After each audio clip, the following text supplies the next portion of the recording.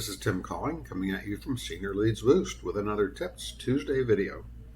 In this week's Tips video, we're going to just do a quick return to the basics and take a look at how search results pages are structured in Google search results. So here goes. So for this example, I've set up a sample search searching for caregivers near Lexington, Kentucky. Just pulled that out randomly. I have no particular message or axe to grind in that area. And here are the results. So this is a pretty typical Google search results page. It's made up of three sections. The first section will be Google Ads. The second section will be Places or local search results. And the third section will be organic results. So let's look at those quickly. The ads always appear first because that's how Google makes most of their money. They used to be more honest about calling them ads. Now they call them sponsored, but it's really just advertising. Every time you click on one of these, Google gets paid, and so they always want them front and center. Then after the ads, then comes the places listings, what a lot of us call the local search results. We'll come back to that in a moment.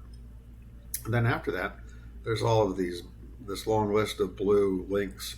We call these the organic search results.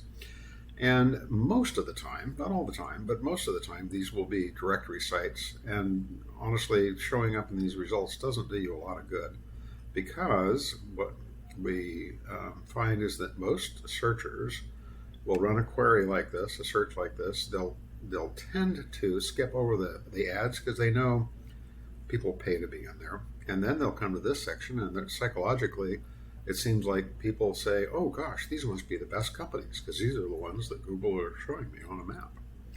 So the question is, what can you do to make sure that you're one of these favored three that show up? There's always three.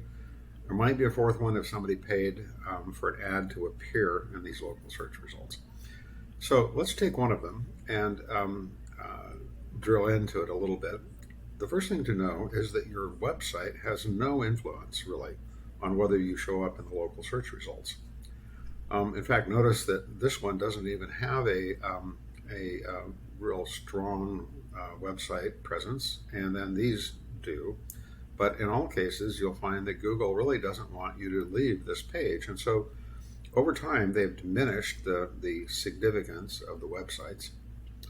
So the question becomes, well, if your website doesn't really matter in terms of ranking and search results, what does? And the answer is, it's your Google Business Profile.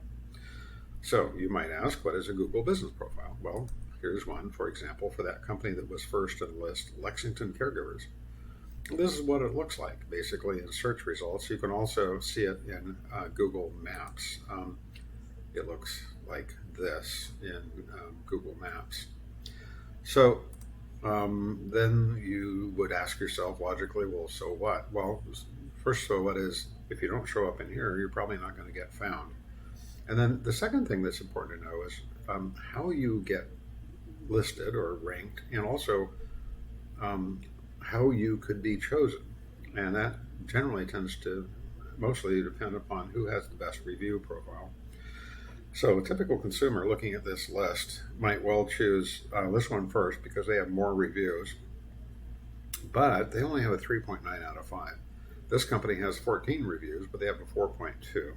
This one only has 2 reviews, but they have a 5 out of 5. So this one's kind of a toss-up, but very often one of them will stand out.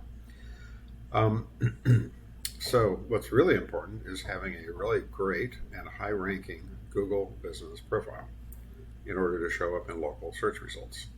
So that's today's sort of throwback Tuesday tip, is make sure that you have a good, solid Google Business Profile that is fully optimized so that it can rank well, and make sure that you are consistently always getting more and more favorable Google Business reviews.